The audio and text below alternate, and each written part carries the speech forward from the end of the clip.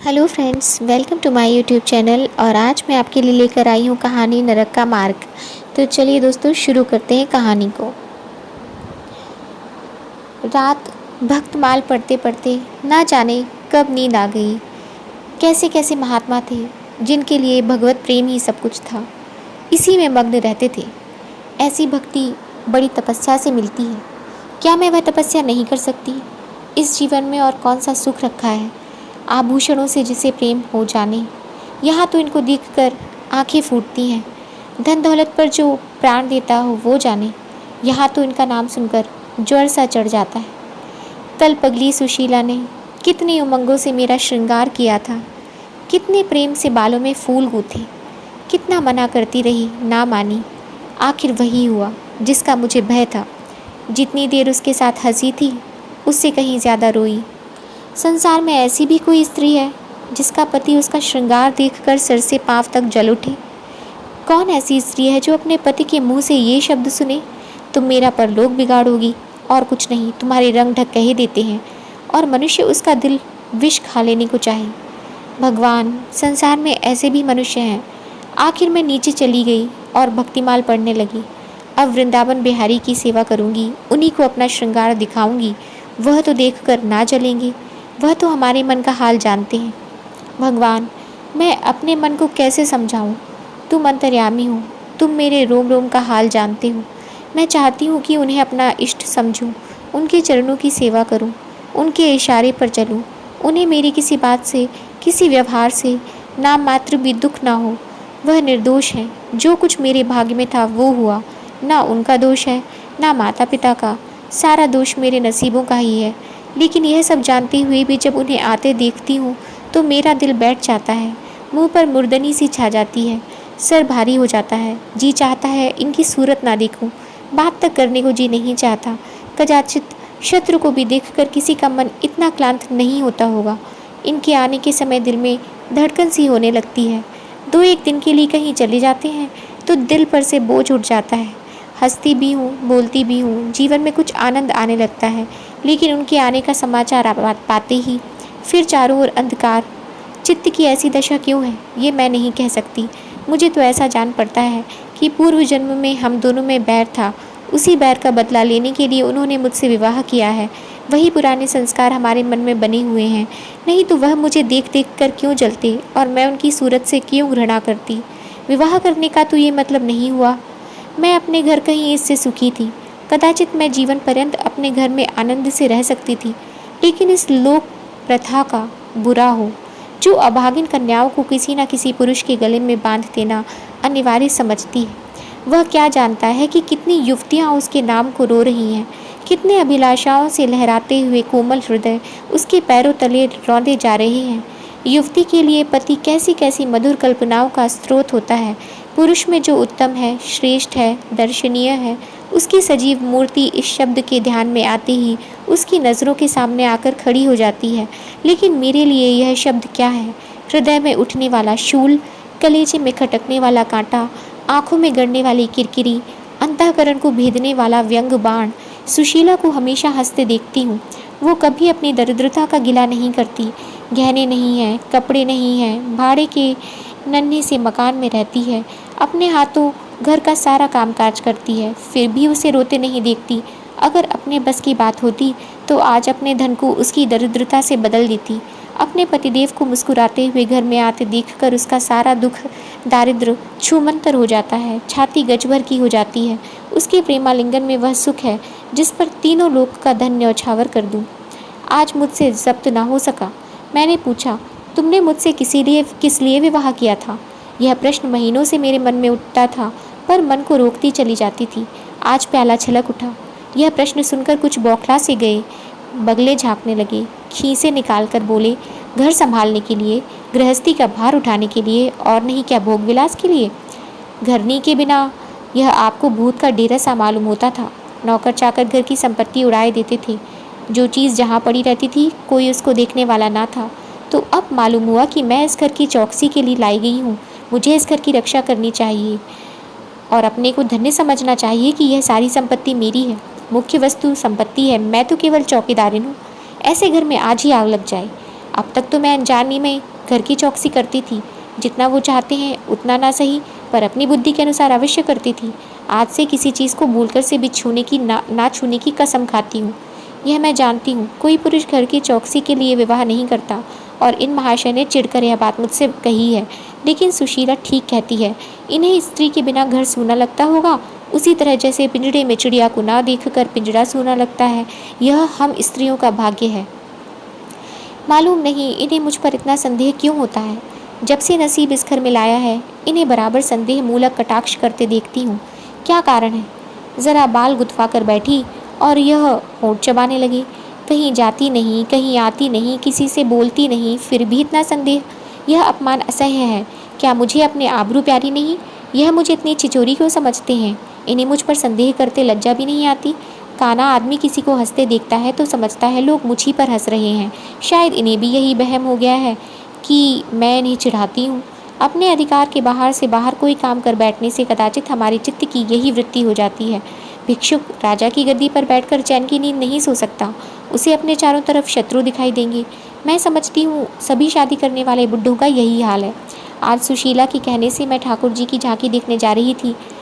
अब यह साधारण बुद्धि का आदमी भी समझ सकता है कि फूहड़ बहू बनकर बाहर निकलना काफ़ी हंसी उड़ाना होता है, लेकिन आप उसी वक्त ना जाने किधर से टपक पड़े और मेरी ओर तिरस्कारपूर्ण नेत्रों से देखकर बोले, कहाँ की तैयारी है?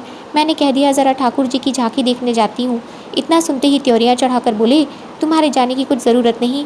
जो अपने पति की सेवा नहीं कर सकती उसे देवताओं के दर्शन से पुण्य के बदले पाप होता है। मुझसे उड़ने चली हो, मैं औरतों की नस नस पहचानता हूँ। ऐसा क्रोध आया कि बस अब क्या कहूँ। उसी दम कपड़े बदल डाले और प्रण कर लिया कि अब कभी दर्शन करने नहीं जाऊंगी। इस अविश्वास का भी कुछ ठिकाना है? ना जाने क्या सोचकर रुक गई। उनकी बात का जवाब तो यही था कि उसी क्षण घर से चल खड़ी होती, फिर देखती मेरा क्या कर लेते। इन्हें मेरा उदास और विमन रहने पर आश्चर्य होता है। मुझे मन में कृतज्ञ समझते हैं। अपनी समर्पण में इन्होंने मेरे से विवाह करके शायद मुझ पर एहसान किया है। इतनी बड़ी जायदाद और विशाल संपत्ति की स्वामिनी होकर मुझे फूले न समाना चाहिए था। आठों पर इनका यशगान करते रहना चाहिए था। मैं यह सब कुछ ना करके उल्टे और मुंह लटकाए रहती हूँ। कभी कभी बेचारे पर दया आती है। ये नहीं समझते कि नारी जीवन में कोई ऐसी वस्तु भी है जिसे देखकर उसकी आंखों में स्वर्ग भी नरक तुल्य हो जाता है। 3 दिन से बीमार है। डॉक्टर कहते हैं बचने की कोई आशा नहीं, निमोनिया हो गया है। पर मुझे ना जाने क्यों इनका गम नहीं है। मैं इतनी वज्र हृदय कभी ना थी।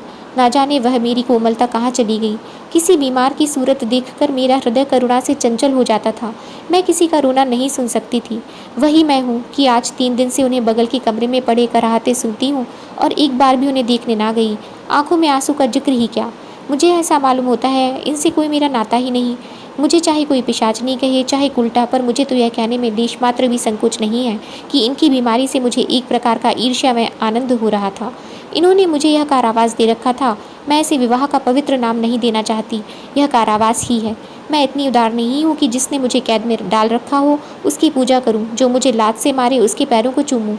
मुझे तो मालूम हो रहा था ईश्वर इन्हें इस पाप का दंड दे रहे हैं। मैं निसंकोच होकर कहती हूँ कि मेरा इनसे विवाह नहीं हुआ। स्त्री किसी के गले बांध दिए जाने से ही उसकी विवाहिता नहीं हो जाती। वही संयोग विवाह का पद पा सकता है जिसमें कम से कम एक बार तो हृदय प्रेम से पुलकित हो जाए। सुनती हूँ महाशय अपने कमरे में पड़े पड़े मुझे कोसा करते हैं, अपनी बीमारी का सारा बुखार मुझ पर निकालते हैं, लेकिन यहाँ इसकी परवाह नहीं। जिसका ही चाहे जायदाद जिसको भी दें, धन लें, मुझे इसकी ज़रूरत नहीं। आज 3 दिन हुए मैं विधवा हो गई।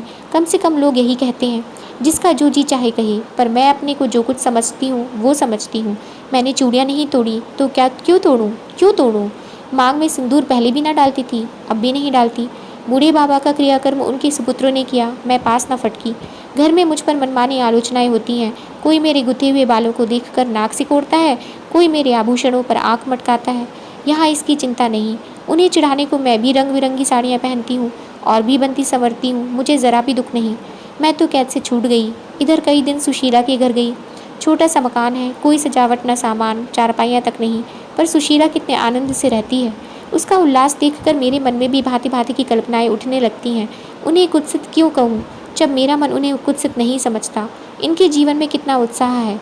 आंखें मुस्कुराती रहती हैं, होठों पर मधुर हास्य खेलता रहता है।